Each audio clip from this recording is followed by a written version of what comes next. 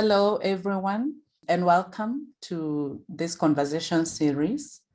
My name is Wandia, Programs Director with Co-Impact based in Nairobi.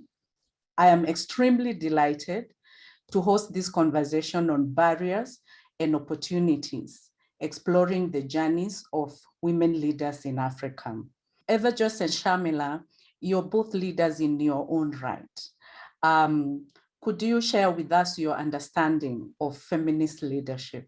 So leadership for me as a woman, as a feminist, is about working collectively with others around shared goals, values, vision. And more importantly, it's about challenging and uprooting the systems that have not only generated gender inequalities, but also racial inequalities, and many of the other inequalities that we know exist in many of our societies. I think the difference between feminist leadership and other leadership is that it has these moments where there is this individual component, like there is leadership in each of us, right? Where as an individual, I do embody the role of a leader, but that it isn't about me, that it's always connected to a collective. But there's also moments where there are the collective elements of leadership. So why do we still have to talk about women's leadership, women's political participation? And why is it important, for communities to have leadership and women's voices at all levels? Sometimes it feels like the world, but also our continent is going to hell in a handbasket. And so that's why we need feminist leaders, right? To give us the hope, to give us the inspiration, to articulate the alternatives to this gloomy picture that we have, whether it's the conflicts, whether it's, the impacts of COVID that we are living under, whether it's, the impacts of the economic models that we have in many of our countries where and globally, where the poor are remaining poorer and the excluded remain on the margins. So we need feminist leaders who have different visions, who have different value systems, and who have a different way of practicing leadership. And I think for me, that's really critical. So what are the barriers that are keeping women from leadership, especially in Africa? So you have kind of the visible barriers, right? The written rules, the written laws, the written policies. So those kinds of systems and norms that are written down, that are formal, that are known, tend to keep women out. Then we have, the visible sort of barriers. For example, another visible barrier is violence, right? Or the threat of violence. Then you have the hidden kind of barriers. You have this sense that, you're entering decision-making spaces, which is, if you're talking formal leadership, you're entering these decision-making spaces, but actually, no sooner have you entered there than you discover that actually decisions are not being made in the place that you have been made to sit in, right? So you can sit all you like in parliament and get elected, but if decisions are going to be made in the party headquarters or in the military barracks, so why are you wasting your time? Right? So the hidden barriers of decisions you're trying to influence, the change you're trying to influence, just getting in the way. Then finally you have the invisible barriers, right? Which many of us talk about in terms of norms, values, beliefs, stereotypes, attitudes, both within ourselves as women, but I think more importantly in the larger society that we come from.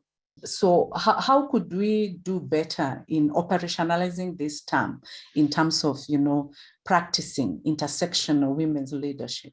So intersectional feminist practice for me is a practice that is able to take into consideration, I think, issues of power. So in the ways that we work with our leadership. I think another piece around intersectional feminist practice, why do we want and why do we need feminist leadership, right? It is because we are looking for hope, inspiration, alternatives, because that keeps us going. Because the moment we lose that hope, that inspiration, and that belief that change is possible, I think we might as well pack our bags up and go home. But the reality is, I think, again, coming back to intersectional feminist practice within and EJ also talked about this within our very social justice institutions. People are exhausted, people are burnt out, there is a lack of care. So care as this political principle, so even in our social justice and our feminist and women's rights organization, you find that, care is not necessarily as prominent or as a lived reality for many people. There's an awareness. I think there's an increasing awareness that we need to do that. And then I think the third piece for me is really around inclusivity, right? So feminist leadership, so intersectionality is, what does inclusivity mean in every given context? And so again, does when we understand who is present, what are the different ways people identify, whether it is based on their gender identity, their sexual orientation, abilities, age, nationality, all of those different things. And so for me, again, a barrier to, in terms of our practice, I think we assume that even if we just say, oh, we respect diversity, etc., but we don't pay enough attention about how inclusive are we, whether it is in our language, whether it is in even how we construct and design process, or even in our very actions. What are one or two critical things that need to happen in order for us to have gender equality in leadership in Africa? I think one is, we can never have enough of formal training, capacity building. I hate that phrase, but it will do for now. Because I do think sometimes we have expected a lot, from other women when they enter these spaces, and not realizing that they have not formally, gone through what to expect, how to deal with backlash, basic, sort of things. So I think we can never have enough of those. And I think there is still room for those kinds of initiatives. I think the other is in a more informal sense. Again, we need to affirm leaders, right? And recognize them and amplify that kind of leadership. So for example, in the area that I work in, and certainly from my experience working in the humanitarian sector and emergencies, which we see has become the new normal, increasingly because of climate change, recognizing that women who live on the front lines of those forces, of those challenges, are actually exercising leadership and showing a different way of doing things. They are bringing women's voices. They are talking about the resource allocations. They are talking about the response itself in emergencies. And so it's very important for us to affirm, that kind of leadership, where women are at their level, where they're operating, what they're doing in their communities, because it is leadership, and amplify that and find ways of actually supporting women at those kinds of levels, to be able to continue to do what they're doing, but also to connect them. What do you think is very critical for us to do to advance women's leadership? I think for me, we need multiple strategies at multiple levels, ultimately. We need to really, I think, nurture those kind of spaces so that at multiple levels, there is this proliferation of leadership in so many multiple forms. And so I think we need to continuously understand what is happening in terms of women's leadership. Things are shifting so fast, and also we need to acknowledge the ways women are leading. The second piece for me is around challenging and pushing back against those institutions, those spaces where, as EJ was talking, all those invisible values, norms, and attitudes play out in reality. And that gives rise to these visible kind of laws or rules, right? So we need to kind of push back and challenge and organize against that in our different ways, in our different configurations.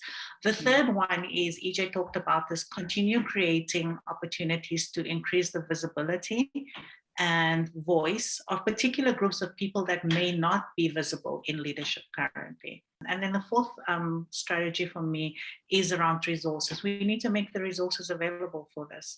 You know, I think one of the reasons why there's a lot of really great success stories across the Africa continent of organizations that have really built successful initiatives to nurture women's leadership, particularly at the local level, right, the council level. But because they don't always have funding, those initiatives are not able to really become sustainable and entrenched. Do you think there's a role for funders? And what would be your key ask or advice to funders who would like to support more women in leadership? Yes, there's a role for funders. It requires for us to rethink the dynamics of that relationship. It requires for us to rethink the ways that we put together strategies and solutions to address what it is that we see. And then also the ways that we learn from that. Because I think, it's not just kind of monitoring and evaluation data, which is numbers equals this, this, and this, but it's like, how do we kind of think about the stories of the change that is happening? And what do we see as valid change? Because I think that's part of the challenges often when organizations need to motivate for funding, is that they find that it's difficult for them to motivate because building leadership is a long-term endeavor, like a really, really long-term endeavor. And I think a lot of funders come into the space and are not necessarily always willing to kind of walk a long journey with organizations. So my last words to all of us, it's about the collective, it's about the greater common good, it's about other women and other marginalized groups. It's about the visions that we set, which are about challenging the current context, the systems that we live under. That's what leadership is about. Thank you very much. What a panel. What great insights. Thank you so much, Eva Joyce. Thank you so much, Shamila.